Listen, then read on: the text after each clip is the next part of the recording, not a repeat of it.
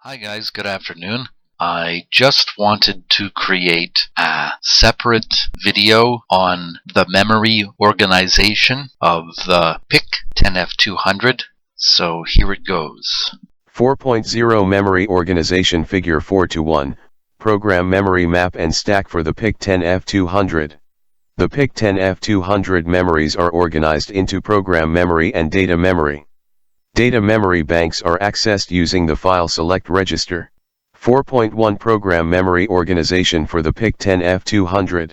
The PIC10F200 devices have a 9-bit program counter capable of addressing a 512x12 program memory space.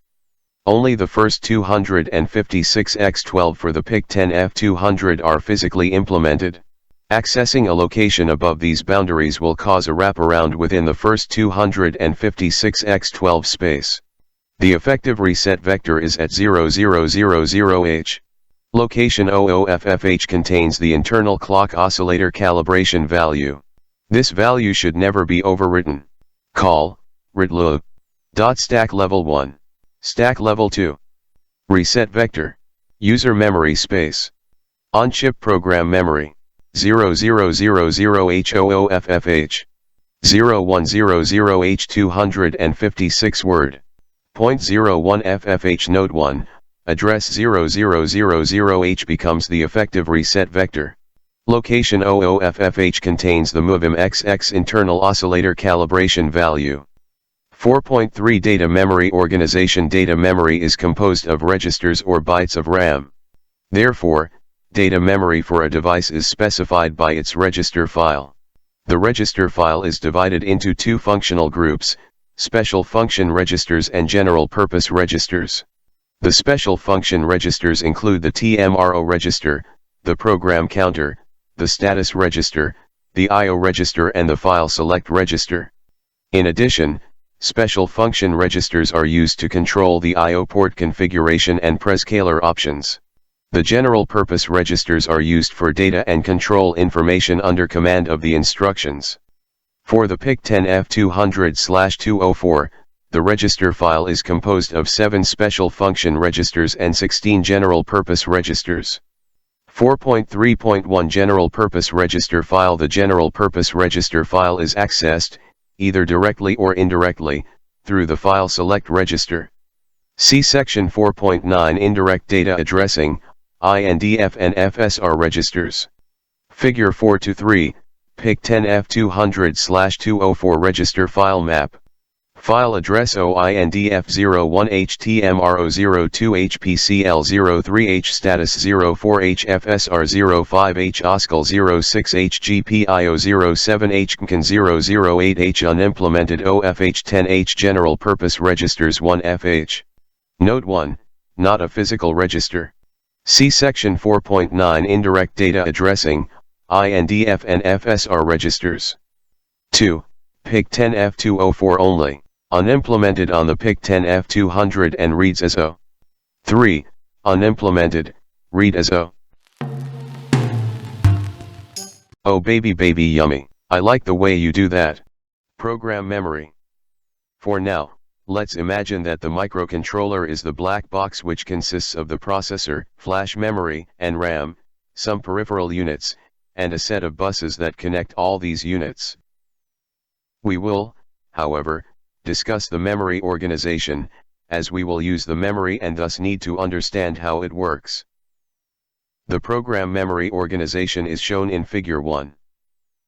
Figure 1, Program Memory Organization. As you can see, the user memory space consists of 256 words that are located at addresses from 0000H to 00FFH. If there's an H at the end of a number, it means that number is hexadecimal. The first address in the user memory space is the reset vector, which is the address from which execution of the program starts after the reset of the microcontroller. As you can see, the program starts from the lowest address 0000H.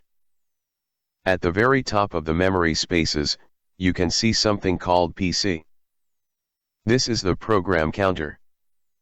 It is a special register which contains the address of the next instruction to execute.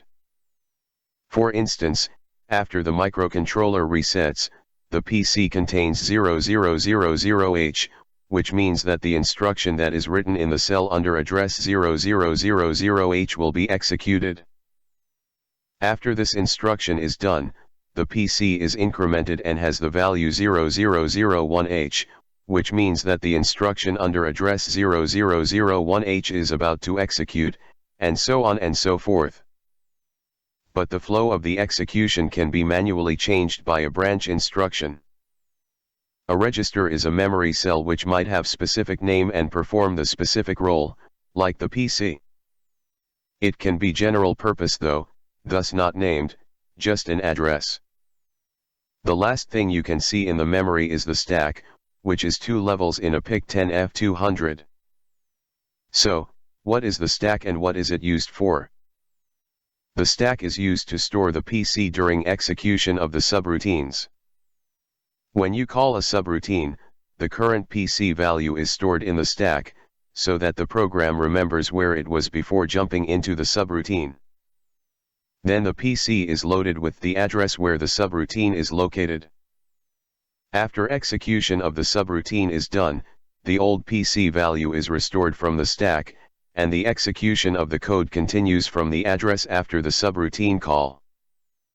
As the stack is 2-level, this means that you can call a subroutine from within another subroutine if needed, but only one nesting is allowed.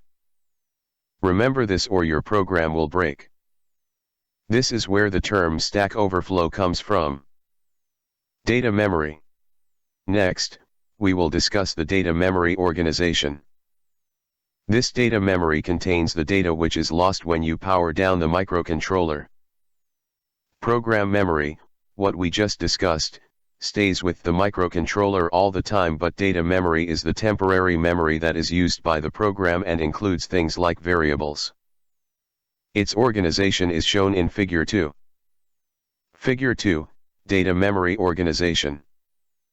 You can see that data memory spans addresses from 00H to 1FH.